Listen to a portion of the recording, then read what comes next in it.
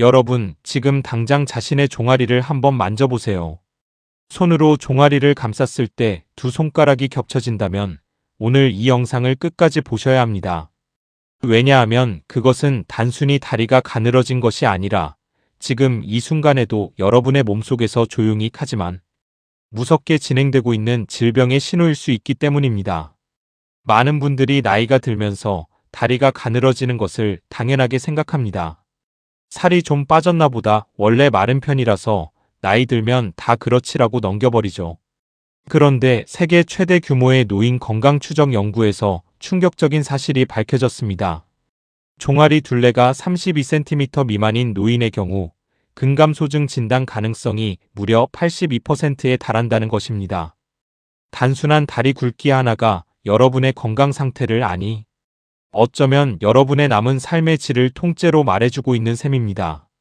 오늘 저는 여러분께 근감소증에 대한 모든 것을 솔직하게 알려드리려 합니다. 이것이 왜 단순한 근육 감소가 아닌지, 왜 전 세계 의료진이 초비상 경계령을 내리고 있는지, 그리고 가장 중요하게는 지금부터 어떻게 하면 이 무서운 병을 막거나 되돌릴 수 있는지를 구체적인 방법과 함께 말씀드리겠습니다. 끝까지 보시면 오늘부터 바로 실천할 수 있는 7일 회복 계획까지 드릴 테니 절대 중간에 끄지 마세요. 우선 근감소증이 무엇인지부터 정확히 짚고 넘어가겠습니다. 근감소증은 단순히 근육이 줄어드는 현상이 아닙니다. 근육량이 감소하고 근력이 약해지고 신체 기능이 저하되는 세 가지가 동시에 진행되는 복합 증후군입니다.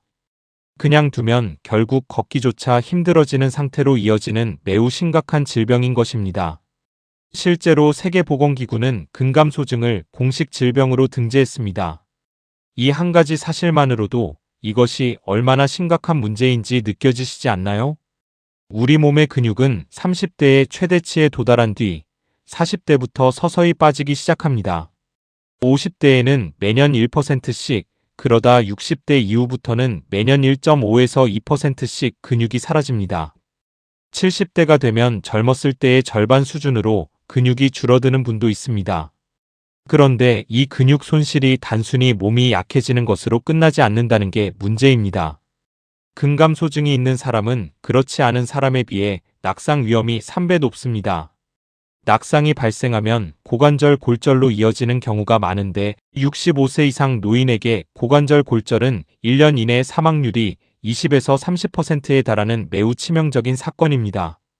더 무서운 건 근감소증이 있는 사람은 없는 사람보다 사망률이 최대 2배까지 높다는 연구 결과가 있다는 사실입니다. 그런데 여러분, 근감소증이 단순히 근육만의 문제가 아니라는 것 알고 계셨나요? 이것이 바로 많은 분들이 놓치는 진짜 공포입니다. 근육은 우리 몸에서 혈당을 가장 많이 소비하는 기관입니다. 근육이 줄면 혈당을 처리하는 능력이 급격히 떨어지면서 제2형 당뇨병 위험이 최대 3배까지 높아집니다. 또한 근육은 뼈를 보호하는 역할을 합니다. 근육이 약해지면 뼈에 자극이 줄어 골밀도가 낮아지고 골다공증이 따라옵니다.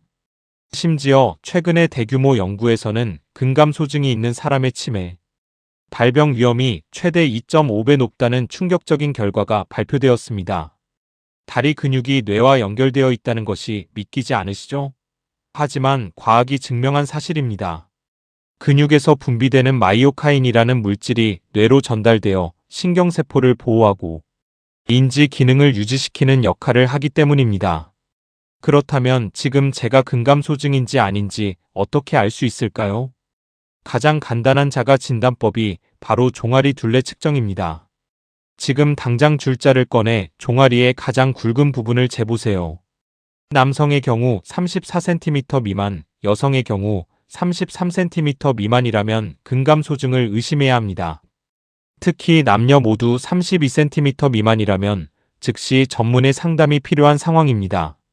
아시아 노인 건강 연구에서는 이 기준으로 근감소증을 선별했을 때 정확도가 80%에 달했다는 결과가 있습니다. 줄자가 없다면 손가락으로 확인하는 방법도 있습니다. 양손 엄지와 검지로 고리를 만들어 종아리의 가장 굵은 부분을 감싸보는 핑거링 테스트입니다. 고리가 종아리를 완전히 감싸지 못하면 일단 안심, 딱 맞으면 주의 단계, 고리 안에 종아리가 들어오면서 틈이 생기면 근감소증 고위험군으로 분류됩니다. 종아리 측정 외에도 일상에서 느낄 수 있는 신호들이 있습니다. 예전에 가뿐하게 오르던 계단이 이제는 숨이 차다고 느껴지시나요? 마트에서 장을 보고 나면 허벅지가 후들거리나요? 의자에서 팔에 도움 없이 일어서기 힘들어졌나요? 무거운 것을 들 때 예전과 달리 무릎이 더 많이 구부러지는 것 같나요? 이런 증상들이 두세 개 이상 해당된다면 지금 당장 근육, 건강에 비상등이 켜진 상태라고 보시면 됩니다. 그렇다면 왜 이렇게 근육이 사라지는 걸까요? 원인을 정확히 알아야 제대로 된 대응이 가능합니다. 가장 큰 원인은 물론 노화입니다. 나이가 들면서 성장 호르몬과 테스토스테론, 에스트로겐 등 근육 합성에 관여하는 호르몬이 급격히 줄어듭니다. 그런데 여기에 만성 염증이 더해지면 근육 분해 속도가 비정상적으로 빨라집니다. 몸속 만성 염증은 근육을 갉아먹는 불꽃과 같아서 조용히 근육 단백질을 분해하고 근육세포의 재생을 방해합니다. 단백질 섭취 부족도 매우 중요한 원인입니다. 많은 어르신들이 소화가 불편하거나 입맛이 없어서 단백질 음식을 멀리 하시는데 이것이 근감소증을 급격히 앞당깁니다. 근육은 24시간 지속적으로 합성과 분해를 반복하는데 단백질 공급이 부족하면 분해가 합성을 앞서는 상태가 만들어집니다. 연구에 따르면 65세 이상 노인의 절반 이상이 근육 유지에 필요한 최소한의 단백질조차 섭취하지 못하고 있다고 합니다. 충격적이지 않으신가요? 신체 활동 감소도 빼놓을 수 없습니다. 젊을 때는 일상적인 활동만으로도 어느 정도 근육이 유지되지만 나이가 들면 같은 활동량으로는 부족합니다. 특히 무릎이나 허리가 아파서 활동을 줄이게 되면 오히려 근육이 더 빠지고 관절에 무리가 가는 악순환이 시작됩니다. 아파서 안 움직이고 안 움직이니까 더 아파지는 이 무서운 사이클에서 빠져나오는 것이 핵심입니다. 비타민 D 결핍도 근감소증의 숨은 원인입니다. 비타민 D는 단순한 뼈 건강 영양소가 아니라 근육 세포 내에서 직접 단백질 합성을 촉진하는 역할을 합니다. 실내 생활이 많은 현대인, 특히 어르신들 중에는 비타민 D가 심각하게 부족한 분들이 많습니다. 전국 노인 건강조사에서 65세 이상의 80% 이상이 비타민 D 결핍 또는 부족 상태인 것으로 나타났습니다. 이제 가장 중요한 부분입니다. 근감소증 막을 수 있을까요? 그리고 이미 진행되고 있다면 되돌릴 수 있을까요? 대답은 예스입니다. 수천 명을 대상으로 한 대규모 임상 연구에서 올바른 식이와 운동을 병행했을 때 6개월 만에 근육량이 평균 12% 증가하고 낙상 위험이 절반으로 줄어들었다는 놀라운 결과가 나왔습니다. 포기하기에는 너무 이릅니다. 근감소증을 되돌리는 데 있어 가장 강력한 무기는 저항성 운동입니다. 저항성 운동이란 근육에 부하를 주는 운동으로 무거운 것을 들거나 몸무게로 저항을 만드는 모든 운동이 여기에 해당합니다. 연구 결과에 따르면 저항성 운동만으로도 70대, 심지어 80대 노인의 근육량을 의미 있게 증가시킬 수 있다고 합니다. 물론 처음부터 헬스장에 가서 무거운 바벨을 들 필요는 없습니다. 집에서 할 수 있는 간단한 동작부터 시작하면 됩니다. 첫 번째로 앉았다 일어서기, 즉 스쿼트가 가장 효과적입니다. 의자를 뒤에 놓고 앉았다 일어서기를 하루 10회에서 15회씩 반복하면 됩니다. 허벅지와 종아리의 큰 근육군을 동시에 자극하기 때문에 시간 대비 효과가 가장 높은 운동입니다. 무릎이 불편한 분은 의자에 손을 짚고 하시거나 의자에서 일어섰다 앉기만 반복하셔도 충분한 효과가 있습니다. 두 번째는 발 뒤꿈치 들기입니다. 발을 어깨 너비로 벌리고 서서 발 뒤꿈치를 최대한 높이 들었다가 천천히 내리는 동작을 반복합니다. 이 운동은 종아리 근육을 직접적으로 강화하는 가장 좋은 방법입니다. 하루 20회씩 3세트 양치질하면서 하거나 설거지하면서 습관처럼 하시면 됩니다. 이것만으로도 3개월 후 종아리 둘레가 눈에 띄게 굵어지는 변화를 경험하신 분들이 많습니다. 세 번째는 벽 밀기입니다. 벽에 손을 짚고 팔굽혀펴기 동작을 하면 상체 근육을 강화할 수 있습니다. 완전히 엎드려서 하는 팔굽혀펴기가 어려운 분도 벽에서는 충분히 가능합니다. 이 동작은 가슴, 어깨, 팔 근육을 고루 자극하여 상체 근감 소증을 예방합니다. 이제 식이 전략으로 넘어가겠습니다. 운동만큼이나 아니, 어쩌면 운동보다 더 중요한 것이 단백질 섭취입니다. 일반 성인의 단백질 권장량은 체중 1kg당 0.8g입니다. 하지만 65세 이상 어르신, 특히 근감소증 예방이 목적이라면 체중 1kg당 1.2에서 1.5g을 드셔야 합니다. 체중이 60kg이라면 하루에 최소 72g, 이상적으로는 90g 이상의 단백질을 섭취해야 한다는 뜻입니다.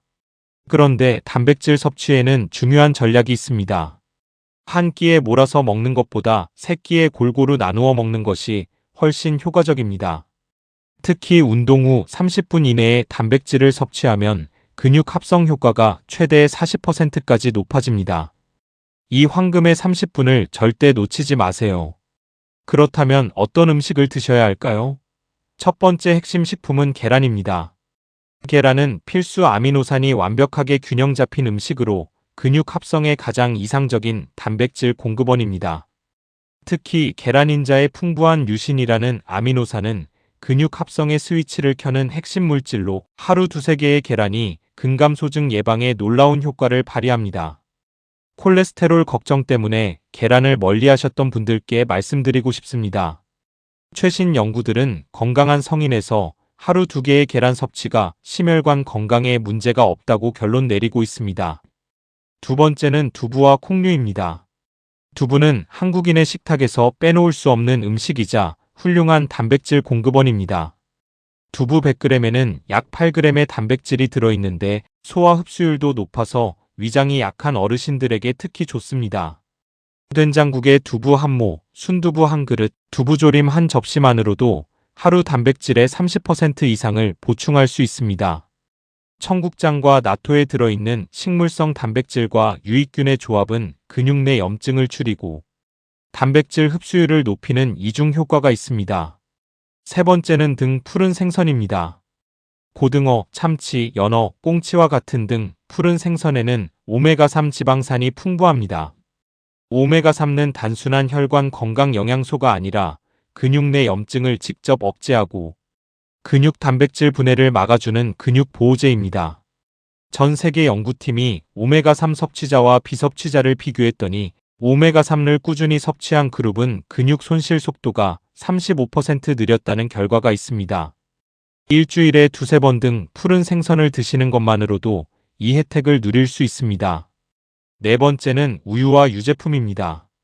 우유에는 웨이 단백질과 카제인 단백질이 함께 들어있는데 이 두 종류의 단백질은 빠른 흡수와 느린 흡수라는 서로 다른 특성 덕분에 하루 종일 근육에 아미노산을 공급하는 효과가 있습니다.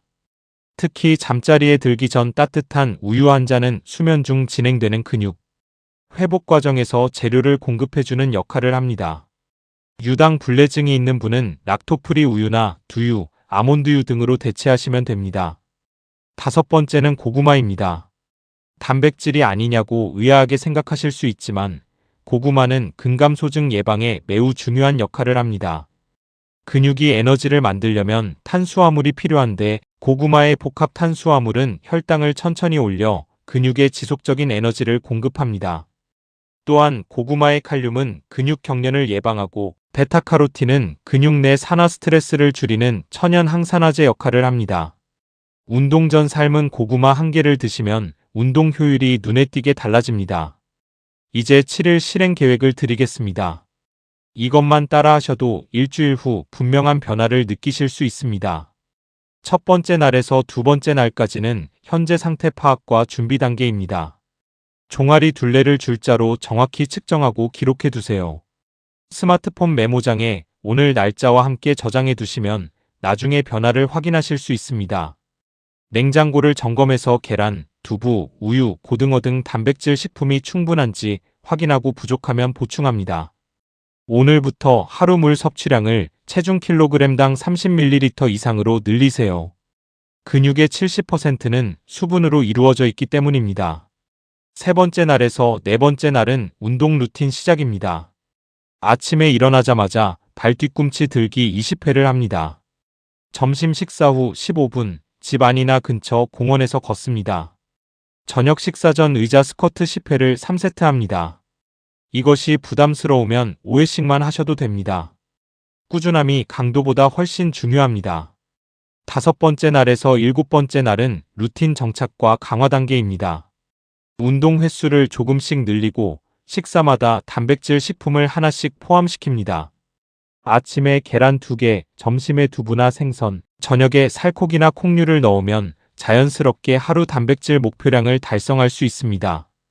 여기서 중요한 주의사항을 꼭 말씀드려야 합니다. 무릎, 고관절, 허리에 기존 질환이 있으신 분은 운동 강도와 방법을 반드시 담당 의사나 물리치료사와 상담 후 조정하셔야 합니다. 특히 골다공증 진단을 받으신 분은 낙상 위험이 있는 동작을 피하고 물속에서 하는 수중 운동이나 누워서 하는 운동부터 시작하시는 것이 안전합니다. 단백질 섭취를 급격히 늘리는 경우 신장에 부담이 될 수 있으므로 신장 기능에 문제가 있는 분은 반드시 의사의 지도하에 단백질 섭취량을 조절하셔야 합니다. 당뇨병, 고혈압, 심장질환 등 기저질환이 있으신 분은 새로운 운동 프로그램을 시작하기 전 반드시 전문의와 상담하시기 바랍니다. 근감소증 예방에 도움이 되는 영양 보충제에 대해서도 잠깐 말씀드리겠습니다. 크레아틴은 근육세포 내 에너지 저장을 도와 근력 향상에 효과적인 것으로 다수의 연구에서 확인된 성분입니다. 65세 이상 노인을 대상으로 한 연구에서 하루 3에서 5g의 크레아틴을 저항성 운동과 함께 섭취했을 때 근육량이 최대 11% 증가했다는 결과가 있습니다. 오메가3 보충제는 생선을 충분히 드시기 어려운 분들에게 좋은 대안이 될 수 있으며 하루 2g 이상의 EPA와 DHA 섭취가 근육 보호에 도움이 됩니다. 비타민 D는 혈액 검사로 결핍 여부를 확인한 후 전문의와 상의하여 적절한 용량을 보충하시는 것이 가장 좋습니다. 이제 마무리를 향해 가면서 가장 중요한 메시지를 드리고 싶습니다. 근감소증은 피할 수 없는 노화의 숙명이 아닙니다. 지금 이 순간부터 어떻게 행동하느냐에 따라 70대에도 80대에도 건강하고 활기찬 몸을 유지할 수 있습니다. 오늘 영상에서 말씀드린 것처럼 종아리 둘레 측정이라는 아주 간단한 방법으로 지금 내 상태를 확인하고 계란과 두부와 생선으로 단백질을 채우고 집에서 할 수 있는 간단한 저항성 운동을 시작하는 것. 이 3가지만으로도 여러분의 근육은 반드시 회복됩니다. 전 세계 500명 이상의 어르신을 대상으로 한 연구에서 올바른 식이와 운동을 6개월 동안 꾸준히 실천한 그룹은 그렇지 않은 그룹보다 근육량이 2배 이상 유지되었고 삶의 질 점수가 47% 높게 나왔습니다. 결코 늦지 않았습니다. 오늘부터 시작하시면 됩니다. 이 채널에서는 과학적으로 검증된 건강 정보를 여러분께 지속적으로 전달해드리고 있습니다. 오늘 영상이 도움이 되셨다면 좋아요와 구독 버튼을 눌러주시고 주변의 근육 건강이 걱정되는 가족이나 지인에게 이 영상을 꼭 공유해주세요. 댓글로 여러분의 종아리 둘레 측정 결과나 궁금한 점을 남겨주시면 최대한 빠르게 답변 드리겠습니다. 다음 영상에서도 여러분의 건강을 위한 더 놀라운 정보로 찾아오겠습니다. 오늘도 건강하고 활기찬 하루 되십시오.